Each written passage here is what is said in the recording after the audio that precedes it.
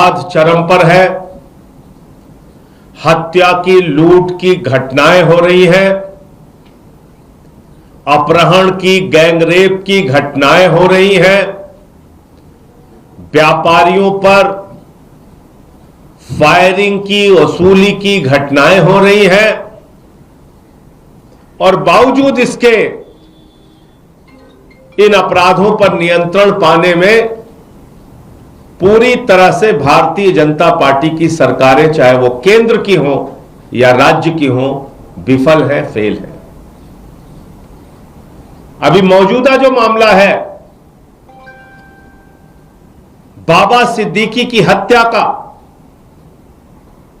विजयदशमी के दिन महाराष्ट्र सरकार के पूर्व मंत्री, जिनका बेटा खुद मौजूदा एमएलए है, सत्ता पक्ष के नेता थे, ऐसा नहीं विपक्ष के नेता, सत्ता पक्ष में एनसीपी अजीत पवार गुट के नेता, वायु श्रेणी की सुरक्षा मिली हुई थी और उनकी सरेआम हत्या कर दी गई। बाबा सिद्दीकी की नृशंस हत्या कर दी गई सरेआम। दिल्ली के अंदर एक जिम के मालिक की हत्या कर दी गई। देश के अलग अलग जगहों पे तमाम आपराधिक घटनाओं का करणी सेना के अध्यक्ष की हत्या कर दी गई। सिद्धू मूसेवाला की हत्या कर दी गई। पूरे देश में अपना गैंग, लॉरेंस बिश्नोई गैंग के नाम पर संचालित कर रहा है। लॉरेंस बिश्नोई खुलेआम धमकी देता है, फिर मर्डर हो जाता है और पुलिस कुछ नहीं कर पाती। दिल्ली में जहां केंद्र सरकार बैठी हुई है, जहां की सुरक्षा की जिम्मेदारी अमित शाह जी के ऊपर है, नरेंद्र मोदी जी के ऊपर है, यहां पर जीके में एक जिम मालिक की हत्या हो गई। उसमें भी बिश्नोई गैंग का नाम आया, लॉरेंस बिश्नोई गैंग का। बाबा सिद्दीकी की हत्या में भी लॉरेंस बिश्नोई गैंग का नाम। सिद्धू मूसेवाला की भी हत्या में लॉरेंस बिश्नोई गैंग का नाम। करणी सेना के अध्यक्ष के हत्या में भी लॉरेंस बिश्नोई गैंग का नाम। और वो व्यक्ति है कहां पे? गुजरात के अंदर। गुजरात की जेल से पूरे देश में गैंग को संचालित कर रहा है और पुलिस कुछ नहीं कर पा रही है। भाजपा की सरकारें कुछ नहीं कर पा रही।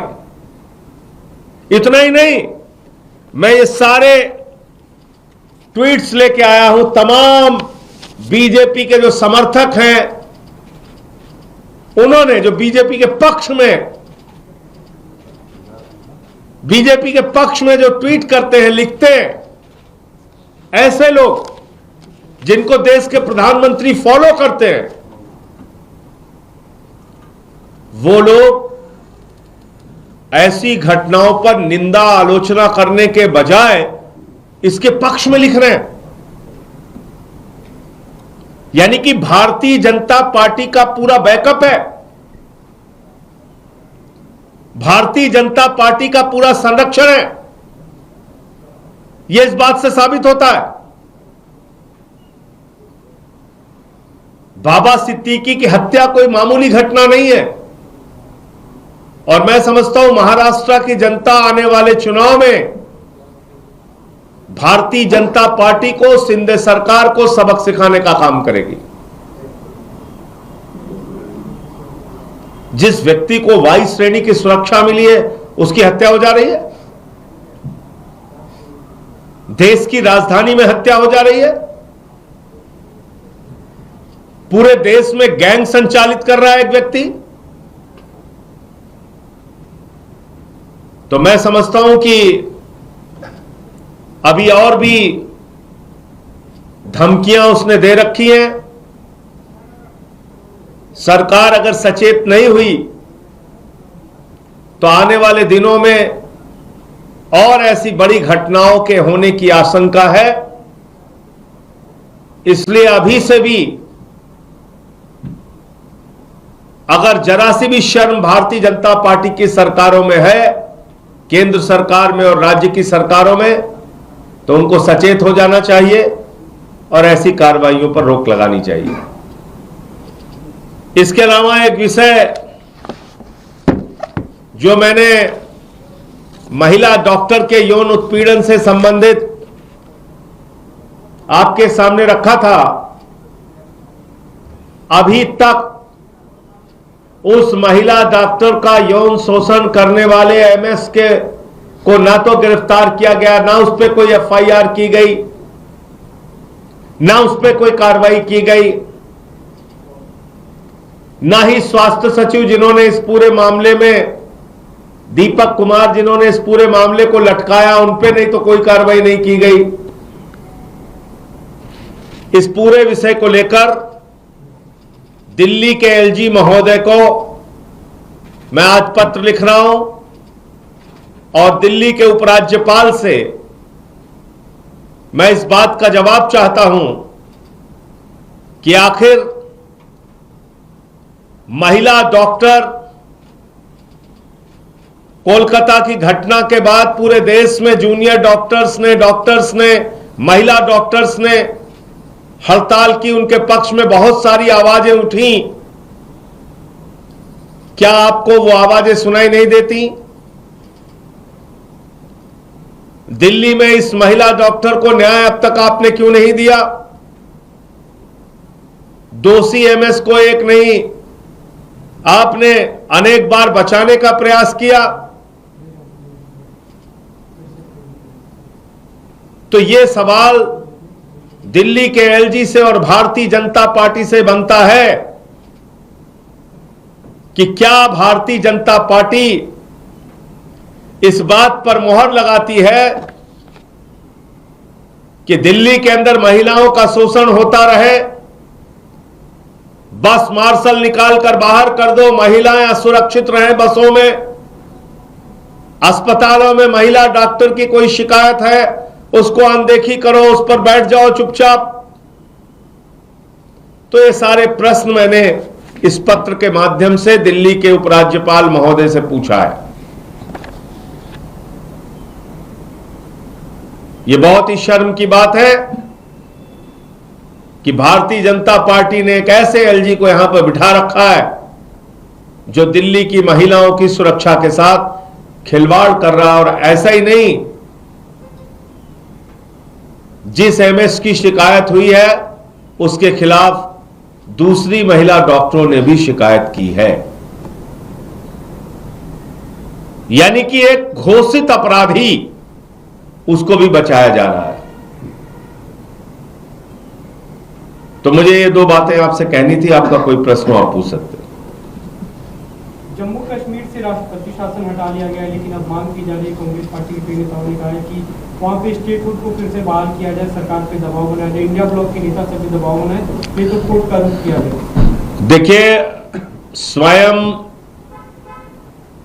प्रधानमंत्री जी ने, गृह मंत्री जी ने जम्मू कश्मीर की तमाम रैलियों में, सभाओं में, वो क्लिप निकाल लीजिएगा,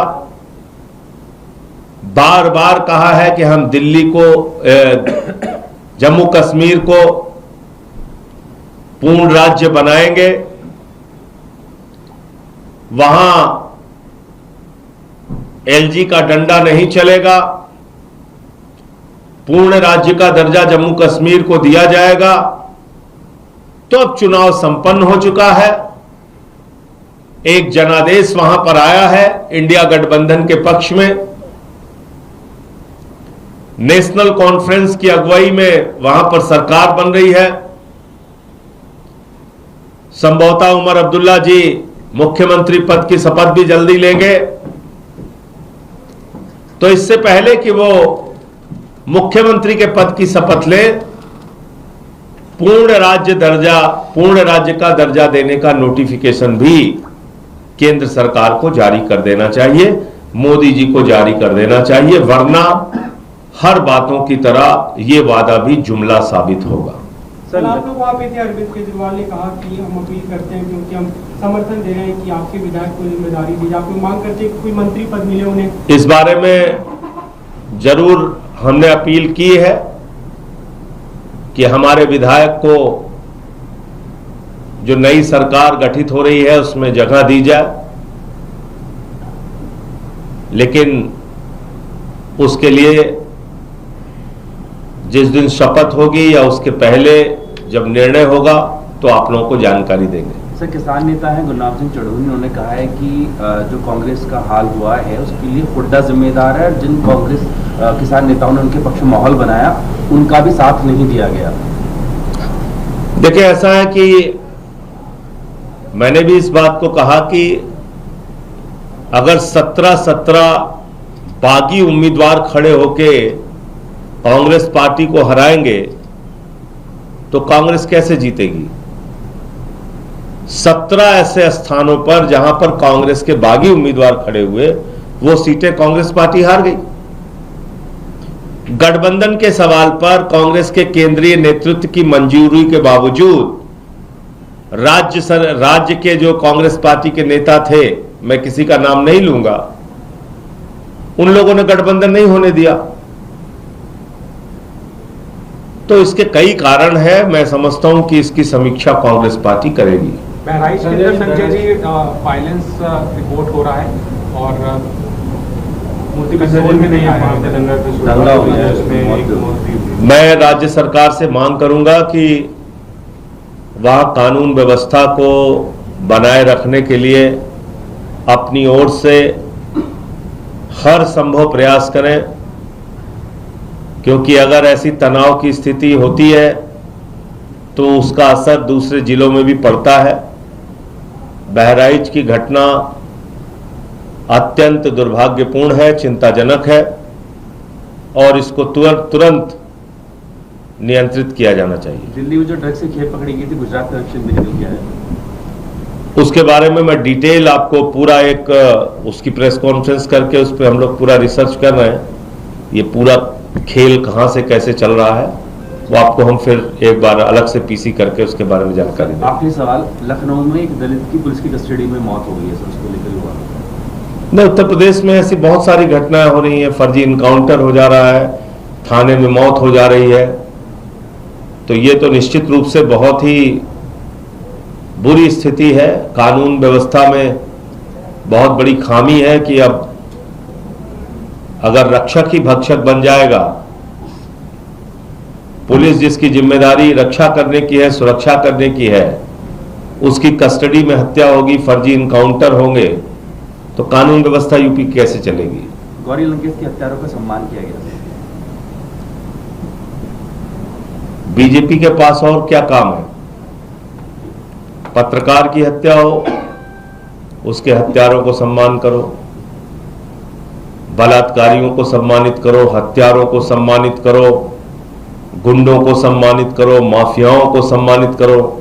बीजेपी का यही एजेंडा है, तो अपने एजेंडे पे बीजेपी काम कर रही है। कल आरजीकर इंसिडेंट के ऊपर पूरे देश भर के अंदर डॉक्टरों की हड़ताल है, दिल्ली में भी होगी। आरजीकर इंसिडेंट लगातार बढ़ रहा है, दिल्ली के अंदर भी आपने देखिए, अब उस मामले में सीबीआई की जांच चल रही। मैं तो कह रहा हूं त्वरित उस पर कार्रवाई होनी चाहिए और ये बात हम लोग पहले से ही कहते रहे हैं कि जो भी लोग उस घटना में शामिल हैं, जितने भी अपराधी हैं, उनको ऐसी सजा मिले कि दूसरों के लिए वो नजीर बन जाए।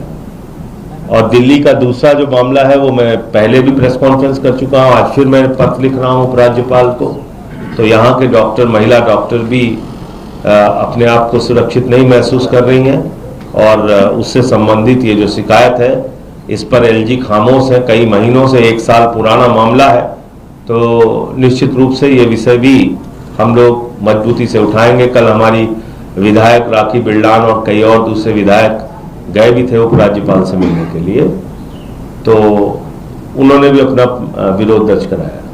Thank you sir. बंधुओं को नमस्कार।